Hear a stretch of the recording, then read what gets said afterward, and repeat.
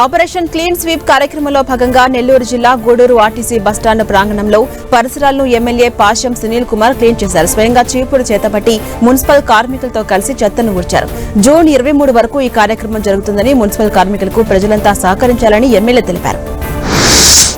అనకాపల్లి జిల్లా పాయకరావుపేట నియోజకవర్గంలో హోంమంత్రి వంగలపూడి అనిత సుడిగాలి పర్యటన చేస్తారు. ఈ నెల 27, 28 తేదీలో హైబ్రిడ్ పద్దతిలో నియోజకవర్గంలో నిర్వహించే మహానాడు కళ్యాణ మండపాలు స్థలాలను మంత్రి పరిశీలించారు. ఆ తర్వాత లబ్దారులకు సీఎంఆర్ఎఫ్ చెక్కులు పంపిణీ చేశారు.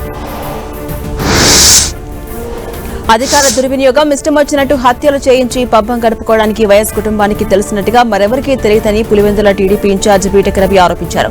వైఎస్ కుటుంబంపై 1962లోనే పులివెందుల పీఎస్ఓ రాజారెడ్డి పేరుతో రౌడీషీటు ఉందని ఆయన వివరించారు.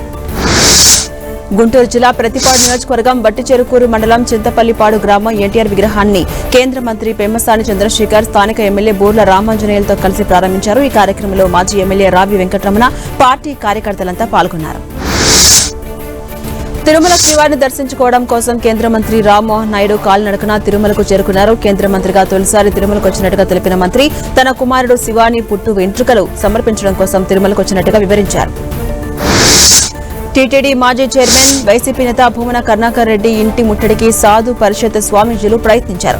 భూమన ఇంటి వైపు వెళ్లేందుకు ప్రయత్నించిన స్వామీజీలు టీటీడీపై అసత్య ఆరోపణలు చేస్తున్నారని మండిపడ్డారు. కోట్లాది మంది హిందువుల మనోభావాలను దెబ్బతీస్తున్నారంటూ భూమనపై ఆగ్రహాన్ని వ్యక్తం చేశారు స్వామీజీలు.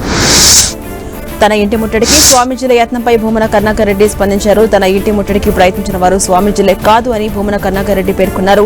వారు జగత్ కిలాడీలు, టీడీపీ కార్యకర్తలని, వారు పేరుకే కాషాయమని, వెనుకంతా కసాయితనమేనని భూమన ఆరోపించారు. వారంతా టీటీడీ చైర్మన్ బీఆర్ నాయుడు తొత్తులుగా ఆరోపించారు.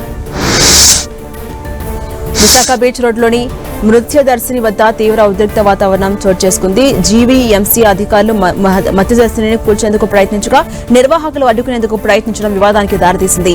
ఎలాంటి ముందస్తు సమాచారం లేకుండా లక్షల విలువైన చేపలను తీసుకోవడానికి సమయం ఇవ్వరంటూ అధికారుల తీరుపై నిర్వాహకుడు ఆదిత్య ఆగ్రహం వ్యక్తం చేశారు. గోదావరి జిల్లాలో ఆక్వా రైతుల గుండె మండుతోంది. రొయ్యల పెట్టుబడికి చెరువులు సిద్ధంగా ఉన్నా కొనే నాదుడు లేక రైతులు అయోమయంలో కొట్టుమిట్టాడుతున్నారు. తాము రొయ్యలు కొనలేమంటూ ట్రేడర్స్ చేతులు తేయడంతో ఆక్వా రైతులు తీవ్ర భయాందోళనకు గురవుతున్నారు.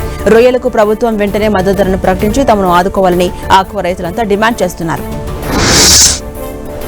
రాజమండ్రి టౌన్లో అగ్ని ప్రమాదం జరిగింది. తుమ్మలోబా 39వ వార్డులో ఈ ఘటన చోటు చేసుకుంది. నగరపాలక సంస్థకు చెందిన బ్లీచింగ్ గోడౌన్ అగ్నికి ఆహుతైంది. అగ్ని ప్రమాదంలో సుమారు 500 బ్లీచింగ్ బస్తాలు, 470 ప్లాస్టిక్ డస్ట్ బిన్లు దగ్ధమయ్యాయి. ఫైర్ సిబ్బంది మంటలను ఆర్పివేసింది.